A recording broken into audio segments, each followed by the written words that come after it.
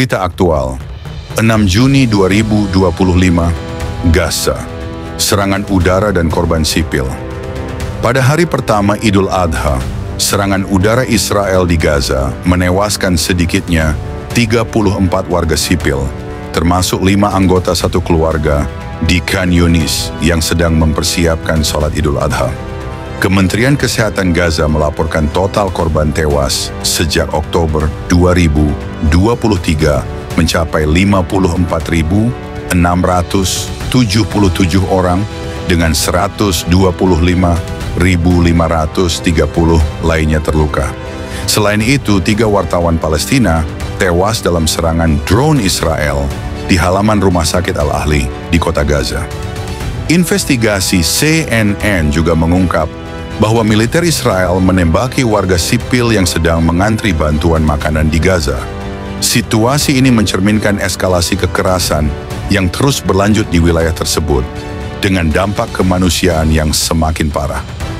Lebanon, serangan di Beirut dan ketegangan dengan Hizbullah.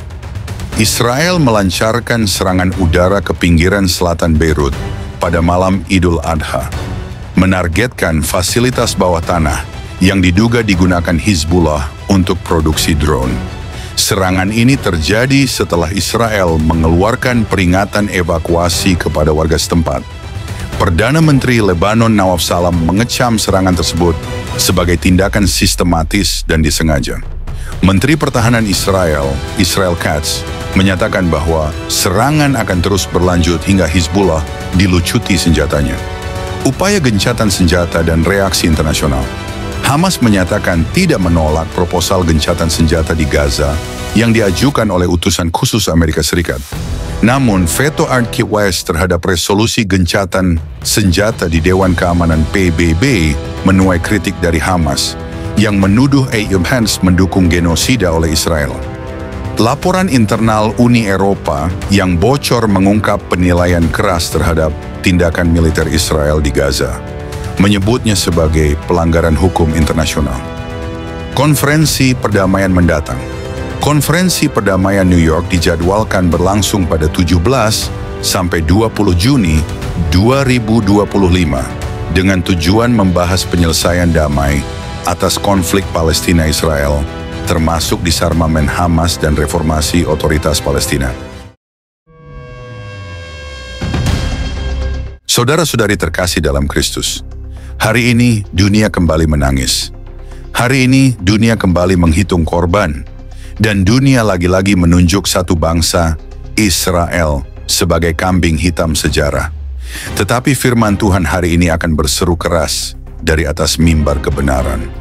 Tuhan tidak pernah berdiri di sisi suara mayoritas, tapi selalu berdiri di sisi kekudusannya. Pada hari pertama Idul Adha, dunia dibuat gemetar oleh berita. 34 orang tewas di Gaza. 5 diantaranya adalah satu keluarga yang sedang bersiap untuk salat. 3 wartawan pun gugur dalam serangan drone. Dan CNN dengan lantang menyodorkan satu narasi. Israel lagi-lagi dianggap biang kehancuran. Tetapi siapa yang akan berbicara bagi Israel? Siapa yang akan berdiri di tengah lautan tuduhan dan berkata, "Tunggu, apakah kita masih peduli pada kebenaran Tuhan?" Israel bukan malaikat, Israel bukan tanpa cacat. Tapi satu hal yang pasti, Israel bukan musuh Tuhan. Mereka adalah umat perjanjian. Dan hari ini, peperangan ini bukan sekadar konflik politik. Ini adalah peperangan rohani. Ini bukan hanya antara 2 bangsa, ini antara 2 kerajaan. Kerajaan Allah melawan kerajaan dunia. Dunia melihat angka korban. Tuhan melihat isi hati bangsa-bangsa. Dunia melihat rudal dan drone, tapi Tuhan melihat siapa yang mengutuk dan siapa yang memberkati umat pilihannya. Dunia ingin menangis untuk Gaza, tapi Tuhan menangis untuk tanah yang dinajiskan, untuk tanah perjanjian yang terus diusik oleh mereka yang menolak otoritasnya. Tidakkah kita mengerti? Ini bukan hanya soal Idul Adha. Ini bukan hanya soal satu serangan. Ini adalah serangkaian penggenapan nubuat. Bahwa ketika Israel dikepung dari segala sisi, ketika bangsa-bangsa mulai mencemooh dan menuduh, maka Tuhan akan turun tangan. Dan lihat apa yang terjadi pada malam yang sama. Israel meluncurkan serangan ke Beirut, menghantam markas drone milik Hizbullah, bukan tanpa peringatan, bukan tanpa alasan, tapi dengan satu tujuan, menyingkirkan ancaman terhadap tanah yang Tuhan kuduskan. Apakah ini kejam? Dunia akan berkata, ya dan kutukan itu nyata. Hizbullah, Hamas, dan semua musuh Israel bukan hanya sedang melawan satu negara kecil, mereka sedang melawan Tuhan yang Maha Kuasa. Jangan tertipu oleh narasi media. Jangan buta oleh air mata tanpa melihat kutuk yang bekerja. Dunia menangis tetapi surga bersiap untuk menghantam musuh-musuhnya. Apakah saudara siap mendengar lebih dalam? Apakah saudara siap menelusuri nubuatan demi nubuatan tentang perang ini? Siapkah dunia mendengar suaranya? Ataukah dunia akan terus menuding Israel dan melupakan bahwa Tuhan sedang menyucikan tanahnya dari kenajisan? Maka ikutilah renungan ini sampai akhir, karena ini bukan sekadar berita, ini peperangan Tuhan.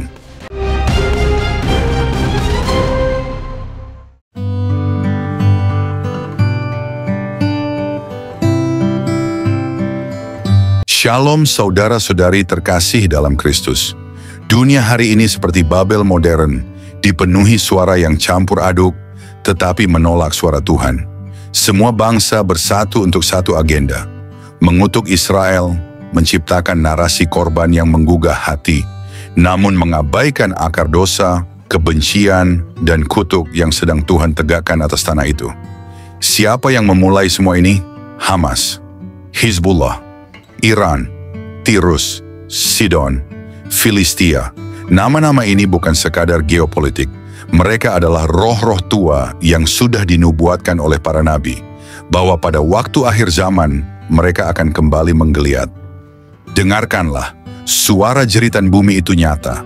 Langit menyaksikan, bumi bersaksi, dan darah berseru dari tanah yang tandus di Gaza dan Beirut. Di hari yang disebut kudus bagi sebagian orang, ketika banyak yang mempersiapkan diri untuk menyembah, langit mendadak berubah menjadi merah. Pada hari pertama Idul Adha, bukan domba yang disembelih, melainkan manusia. 5 anggota satu keluarga di Khan Yunis menjadi abu. 3 wartawan yang mencoba berkata, jujur tak pernah kembali ke rumah mereka. Ribuan lainnya, laki-laki, perempuan, anak-anak, tak bersenjata, rebah ke tanah. Dunia menggigil, tapi hanya sedikit yang menangis. Wahyu 12 ayat 9 berkata, bahwa sang naga, si ular tua, menyesatkan seluruh dunia. Itulah pekerjaan iblis, membuat kebenaran tampak jahat dan yang jahat tampak benar. Media menyorot mayat anak-anak, tetapi mereka tidak menyorot bunker senjata di bawah sekolah. Mereka merekam reruntuhan, tetapi mereka tidak mau menampilkan terowongan-terowongan Hamas yang penuh rudal. Dunia dibutakan oleh simpati yang salah, tetapi dengarlah, Israel tidak diam karena kejam. Israel bergerak karena terpaksa. Tuhan tidak tinggal diam ketika bangsa-bangsa berkumpul melawan umat pilihannya. Sejak zaman kuno, kegelapan selalu berusaha mengelilingi terang. Sejak Abraham berjalan di tanah perjanjian, darah keturunan Ishak dan Yakub selalu menjadi sasaran. Tuhan pernah berkata dalam Zakharia 2 ayat 8, barang siapa menjamah kamu, berarti menjamah biji mataku. Saudara, dunia boleh mencemooh, para pemimpin boleh menyebut Israel sebagai agresor, tetapi dari surga, Allah melihat sesuatu yang lain. Ia melihat umatnya dikepung oleh musuh dari segala penjuru. Ia melihat rencana penghancuran besar-besaran disusun oleh Hizbullah, Hamas, Iran, dan bangsa-bangsa lainnya yang telah bersumpah dalam hati mereka. Kami akan melenyapkan nama Israel dari bumi. Tetapi siapa yang dapat melawan Allah dan tetap berdiri? Israel menyerang Beirut bukan tanpa alasan. Di bawah tanah, di balik rumah-rumah dan masjid, Hizbullah memproduksi senjata kematian. Mereka merakit drone bukan untuk pertahanan, tapi untuk pembunuhan. Mereka menjadikan rakyat mereka sendiri sebagai tameng, lalu berteriak kepada dunia, lihatlah, kami diserang. Padahal tangan mereka berlumuran rencana pembantaian. Jangan tertipu oleh narasi dunia. Tuhan tidak tinggal diam ketika tanahnya dicemari. Ketika darah orang-orang Yahudi mengalir akibat roket, bom bunuh diri, dan terowongan maut, surga mencatat semuanya. Dan Tuhan tidak tidur. Ia tidak akan membiarkan biji matanya diinjak-injak oleh dunia yang tidak tahu diri. Jangan salah, kematian warga sipil adalah duka. Kematian anak-anak adalah penderitaan. Tapi kebencian terhadap Israel adalah pemberontakan terhadap kehendak Allah. Mengapa dunia membenci Israel? Karena dunia membenci Allah yang memilih Israel. Karena dunia tidak tahan melihat janji Abraham masih hidup. Karena dunia tahu jika Israel hidup, maka nubuatan akan digenapi dan Yesus akan kembali di Yerusalem, bukan di Gaza. Dan sekarang mereka membungkus rencana itu dengan berita duka dan air mata. Tapi di balik tangisan, roh kebencian terhadap umat pilihan Tuhan sedang bekerja. Dan Tuhan sedang bergerak. Lihat bagaimana Tuhan mengizinkan pertempuran sampai ke Beirut. Mengapa? Karena kutuk atas Tirus belum selesai. Lihat bagaimana Gaza menjadi padang kehancuran. Mengapa? Karena kutuk atas Filistia sedang digenapi. Dan lihat bagaimana dunia bingung, tetapi nabi-nabi Tuhan tidak terkejut. Karena ini sudah ditulis ribuan tahun lalu. Tetapi Tuhan tidak buta. Mazmur 121 ayat 4 berkata, "Sesungguhnya tidak terlelap dan tidak tertidur penjaga Israel." Ia bangkit, dan ketika ia bangkit, bumi terguncang. Ia memberi kekuatan kepada tentara Israel bukan untuk membalas dendam, tapi untuk menjaga keberadaan sebuah bangsa yang telah dijanjikan sejak ribuan tahun lalu. Ia korban sipil jatuh. Itu adalah kenyataan menyedihkan dalam setiap peperangan. Tetapi kita harus bertanya, siapa yang menjadikan mereka tameng? Siapa yang meletakkan senjata di antara anak-anak? Siapa yang menyeret negerinya sendiri ke dalam bara api? Jawabannya bukan Israel. Jawabannya adalah mereka yang bersembunyi di balik simbol agama, tetapi hatinya penuh kebencian terhadap umat Allah. Tuhan sedang mengguncang bangsa-bangsa. Ia tidak lagi berdiam. Ia sedang membuka mata dunia agar siapa yang mau melihat bisa melihat. Ia sedang menyaring antara kambing dan domba, antara yang berdiri bagi kebenaran dan yang berdiri bagi kebencian. Yesaya 60 ayat 12 menubuatkan, "Sebab bangsa dan kerajaan yang tidak mau mengabdi kepadamu akan binasa, dan bangsa-bangsa itu akan dirusakkan sama sekali." Ini bukan politik. Ini bukan sekadar konflik etnis. Ini adalah pertempuran rohani antara terang dan gelap, antara rencana kekal Allah dan pemberontakan manusia. Saat dunia mencaci Israel, gereja harus berdiri. Saat media menuduh, gereja harus berseru. Bukan karena Israel tanpa celah, tetapi karena Tuhan telah bersumpah di Kejadian 12 ayat 3. "Aku akan memberkati mereka yang memberkati engkau, dan mengutuk mereka yang mengutuk engkau." Saudara-saudari yang terkasih, kita sedang menyaksikan penggenapan nubuat. Hizbullah, bayangan dari Tirus dan Sidon, akan jatuh. Gaza, tempat Filistin kuno, sedang mengalami penghakiman. Tuhan tidak melupakan tanahnya. Ia sedang membersihkannya.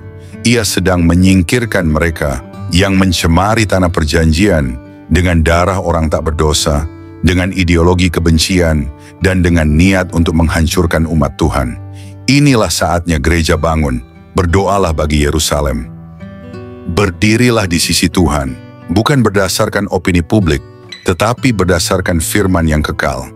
Dunia sedang menyaksikan, tetapi pertanyaannya, di sisi manakah kita berdiri?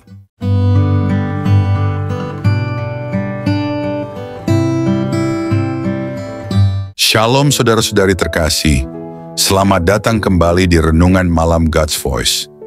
Di tengah keheningan malam, ketika dunia mulai terlelap, marilah kita menyediakan hati dan pikiran kita untuk menerima sentuhan kasih Tuhan. Malam ini, biarlah suaranya yang lembut menuntun dan menguatkan kita melewati segala pergumulan yang mungkin belum selesai. Mari kita berdoa. Bapa di surga, terima kasih untuk anugerah-Mu yang tak pernah berhenti menyertai kami sepanjang hari ini. Kini, saat malam tiba, kami datang untuk berdiam di hadapan-Mu.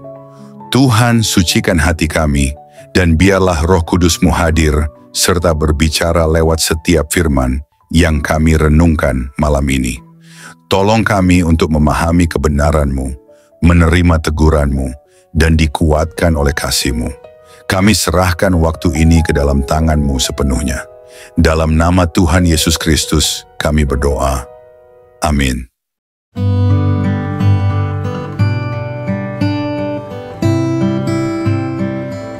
Saudara-saudari terkasih dalam Kristus, hari ini dunia menatap Gaza, dunia menangisi korban, dunia mengecam Israel. Tetapi langit menatap sesuatu yang berbeda. Langit melihat sebuah bangsa kecil yang terus dikelilingi oleh kebencian. Langit melihat negeri yang pernah mati, tapi dibangkitkan sesuai nubuat. Langit melihat tanah yang dijanjikan, yang dipenuhi oleh tulang-tulang kering, yang kini hidup kembali, menjadi tentara besar bagi Tuhan semesta alam. Jangan tertipu oleh narasi dunia. Dunia hanya melihat korban, tapi firman Tuhan melihat kutukan dari generasi ke generasi yang sedang dituai oleh bangsa-bangsa yang mencaci Israel. Jangan hanyut dalam simpati palsu. Musuh-musuh Israel menyembunyikan rudal di rumah sakit, menyandera rakyat mereka sendiri sebagai tameng hidup, dan bersorak ketika anak-anak Yahudi terbakar dalam roket mereka. Di hadapan dunia, mereka tampak menderita. Tapi di hadapan Tuhan, mereka adalah bangsa yang bersumpah membinasakan biji matanya. Dan Tuhan tidak akan tinggal diam. Saudara, inilah saatnya. Saat di mana nubuatan-nubuatan purba meledak di hadapan kita. Saat di mana Tuhan tidak lagi membiarkan namanya dihina. Saat di mana pedangnya terhunus melawan bangsa-bangsa yang mengangkat tangan terhadap Israel. Gaza gemetar, Beirut terbakar, dan bangsa-bangsa sedang menanti giliran. Ini bukan sekadar perang politik, ini adalah konflik surgawi yang turun ke bumi.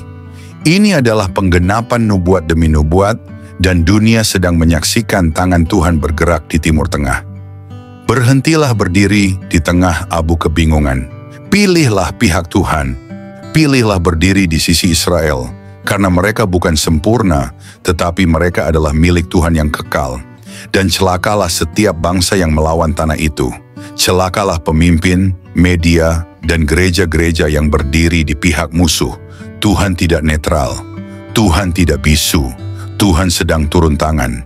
Dan ketika Tuhan menyatakan perangnya, langit gemetar, bumi terbelah, dan sejarah berubah selamanya. Maka biarlah setiap bangsa mendengar dan setiap hati berseru, jika Allah di pihak Israel, maka siapa yang berani menentang?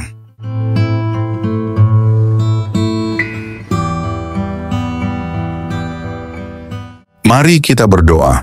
Bapa kami yang penuh kasih, di keheningan malam ini kami datang dengan hati yang penuh syukur.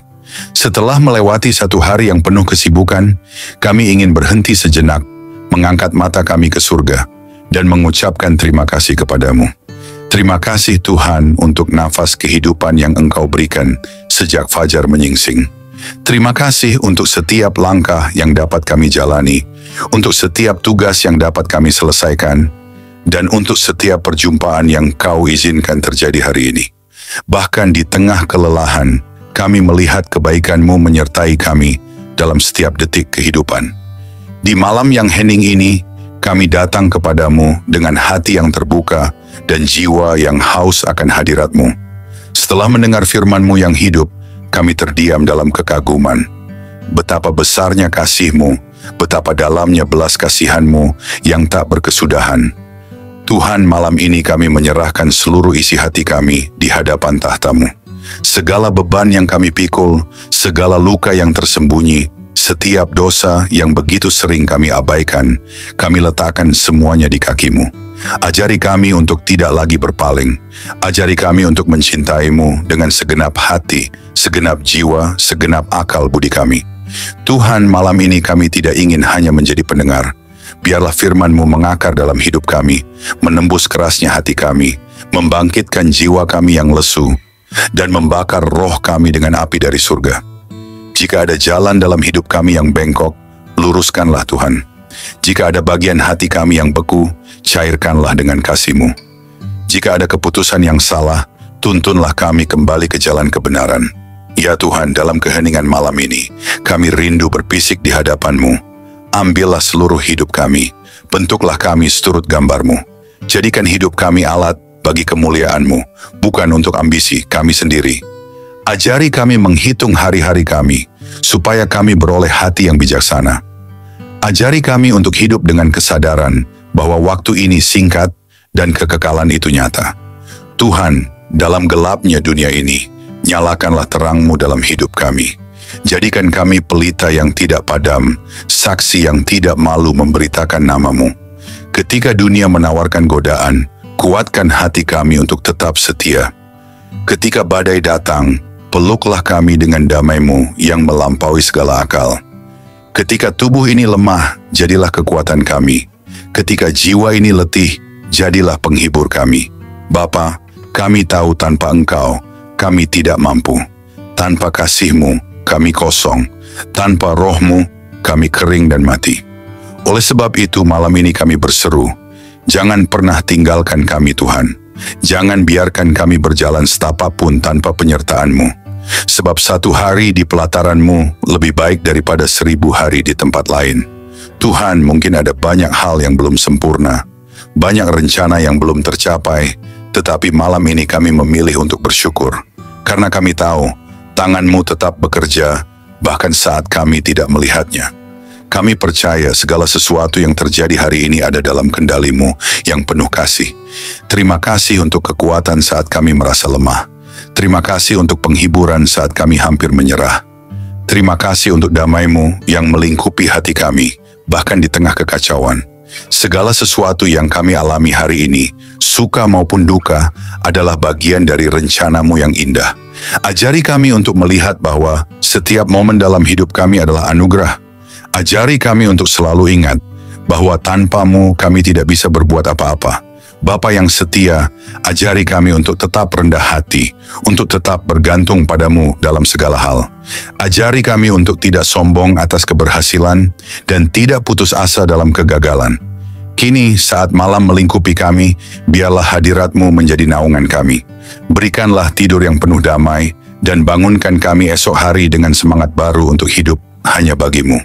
Hingga hari itu tiba, saat kami bertemu muka dengan-Mu dalam kemuliaan kekal, biarlah setiap hari hidup kami menjadi nyanyian pujian yang harum di hadapan tahta-Mu. Dalam nama Yesus Kristus, Tuhan dan Juru Selamat kami yang hidup, kami menutup hari ini dengan penuh syukur dan pengharapan. Amin. Saudara-saudari terkasih, sebelum kita menutup hari ini, mari kita datang dengan kerendahan hati di hadapan Tuhan.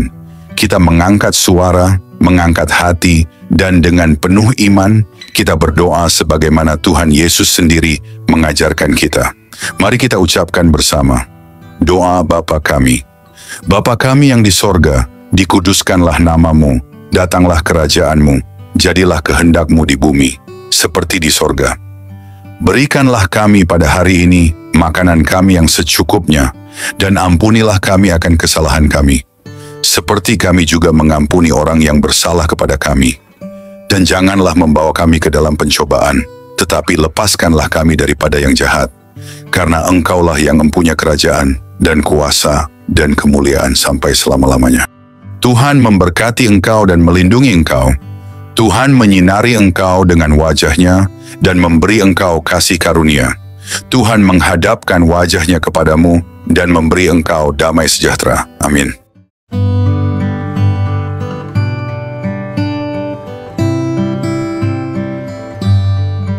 Saudara-saudari terkasih, malam ini kita telah merenungkan betapa besar kasih Tuhan yang menopang hidup kita sampai detik ini. Biarlah setiap kebenaran yang telah kita dengar tidak berhenti hanya di telinga, tetapi bertumbuh di hati, mengubah hidup kita hari demi hari, hingga kita menjadi serupa dengan Kristus, Sang Terang Dunia. Jangan biarkan malam ini berlalu begitu saja. Bangunlah komitmen baru di hadapan Tuhan, dan tetaplah haus akan firman-Nya, sebab hanya dalam Dia kita menemukan hidup yang sejati. Jangan sia-siakan firman yang telah ditaburkan. Responilah dengan segenap hidup, dengan segenap jiwa. Biarlah malam ini menjadi malam perubahan, malam perjumpaan sejati dengan Tuhan. Terima kasih sudah setia mendengarkan renungan malam ini. Jika renungan ini memberkati, jangan lupa untuk like, subscribe, dan bagikan kepada lebih banyak jiwa yang membutuhkan sentuhan kasih Tuhan. Karena melalui satu langkah kecil dari saudara, Tuhan dapat menjangkau ribuan jiwa yang haus akan keselamatan. Tuhan Yesus menyertai, memberkati, dan meneguhkan setiap langkah kita, sampai pada saat kita berjumpa muka dengannya. Mari kita bersama-sama menjadi alat untuk memperluas kerajaan-Nya di bumi. Tuhan Yesus memberkati dan selamat beristirahat di dalam damai sejahtera-Nya.